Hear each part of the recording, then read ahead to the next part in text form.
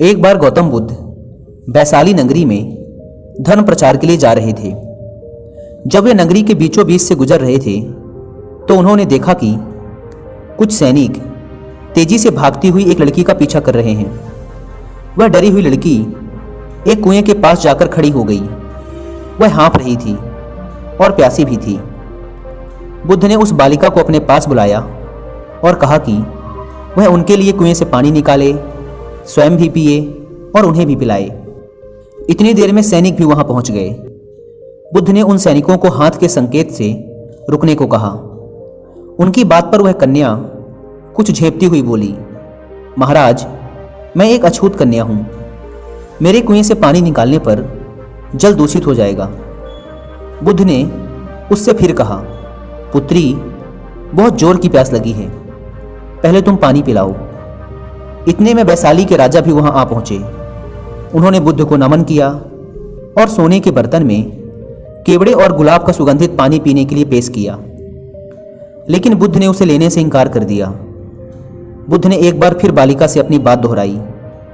इस बार बालिका ने साहस बटोरकर कुएं से पानी निकालकर स्वयं भी पिया और गौतम बुद्ध को भी पिलाया। पानी पीने के बाद बुद्ध ने बालिका से भय का कारण पूछा। कन्या ने बताया, मुझे संयोग से राजा के दरबार में गाने का अवसर मिला था। राजा ने मेरा गीत सुन मुझे अपने गले की माला पुरस्कार में दी, लेकिन उन्हें किसी ने बताया कि मैं एक अछूत कन्या हूं। यह जानते ही उन्होंने अपने सैनिकों को मुझे कैद खाने में डाल देने का आदेश दिया। मैं किसी तरह उनसे बचकर यहां तक पहुंची थी कि आप मिल गए।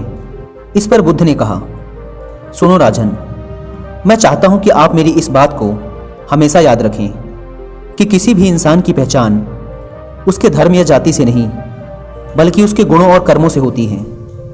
जिस बालिका के मधुर कंठ से निकले गीत का आपने आनंद उठाया, उसे पुरस्कार दिया, जिसके कार्य इतने अच्छे हैं, वह अछूत हो ही नहीं सकती।